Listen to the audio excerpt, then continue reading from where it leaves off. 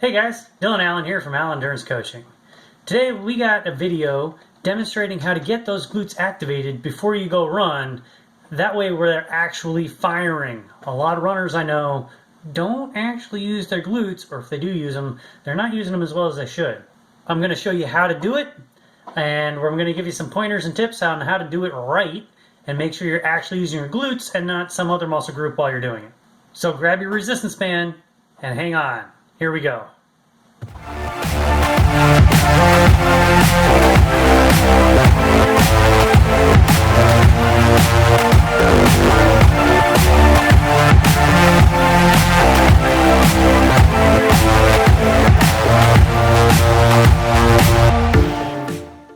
There's a big difference between glute activation and glute strength. And unfortunately, it doesn't matter how many hip extensions, squats, deadlifts, whatever you do. If you're not actually firing your glute, you're probably going to overcompensate with your lower back and your hamstrings. So, it's of utmost importance to make sure you get those glutes firing prior to the run. All right? Prior to the workout, we need to make sure everything's firing. That's why we do a dynamic warm-up, right? That way we got stuff firing in our brain, it's talking to our legs, and our muscle fibers are all coordinated and working together, and we're firing the right ones at the right time. That way we can move efficiently and not get hurt. That way we're not overloading stuff. Because yeah, a lot of runners, for some reason, don't use their glutes. They can even run a lot of miles, still not using their glutes. So let's get those glutes firing. Here's how we do it. Okay, so the first thing we're going to do are some banded squats.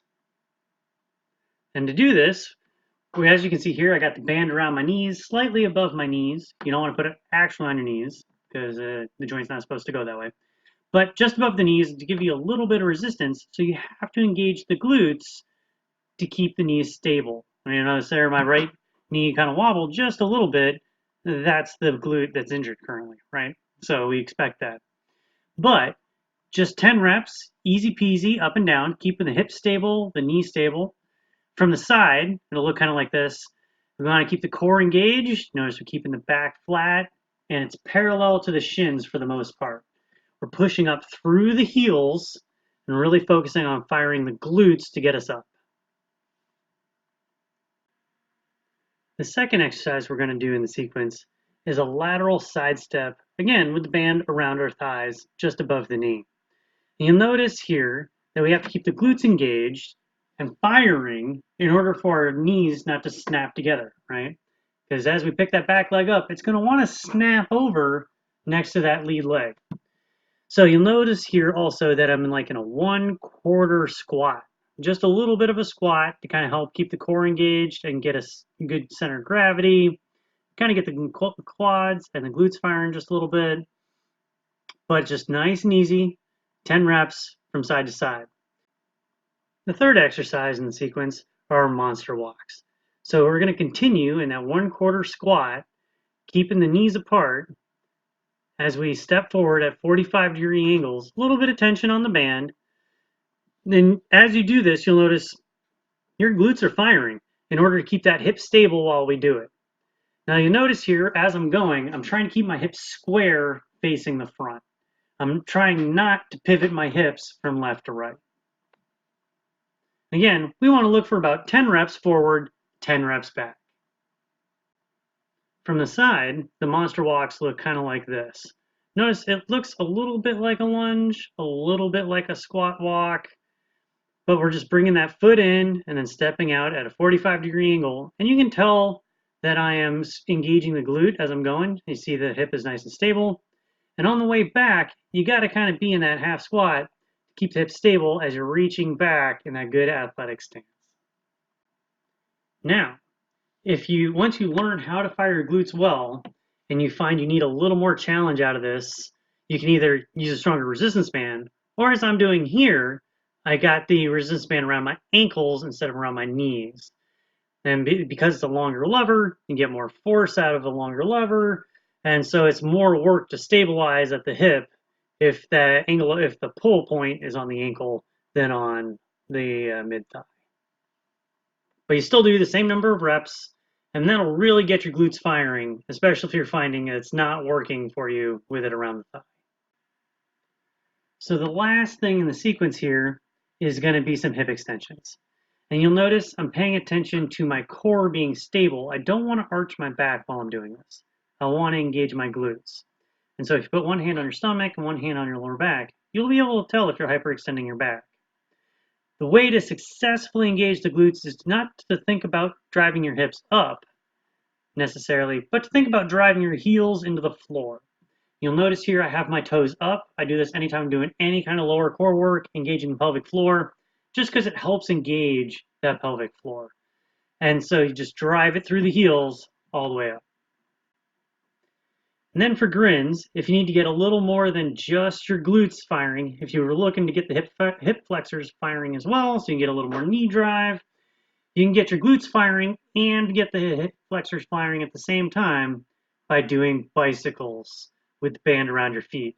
And notice we're engaging the glute to extend the leg, but we're also engaging the hip flexor to keep that top leg up. And so we kind of work on both legs at the same time. But just like with the hip extensions, we really want to make sure we're keeping that core stable. And so we got one hand on our stomach, one hand on our lower back, so we can feel if that lower back starts to arch as we push that heel out.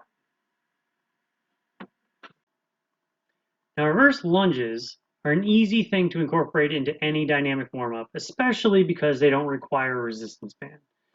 Now, you can do these as I'm doing them here, one leg at a time. You can do them alternating. I like doing them one leg at a time so you can get that high knee in there and get the hip flexor firing as well. But what we want to think about is driving through the heel on the way up, which is different than how we normally run. We're normally pushing off through the toe. But because we're intentionally trying to get the glute firing, we want to push through the heel. It may be a little bit easier to see here on my right leg. Despite that being the glute that is currently on its way back from injury, you can really tell I'm pushing through my heel into the floor and up through my hip, keeping the hip nice and stable, keeping the knee stable through the whole range of motion. And you can always get your underarms going while you do this too.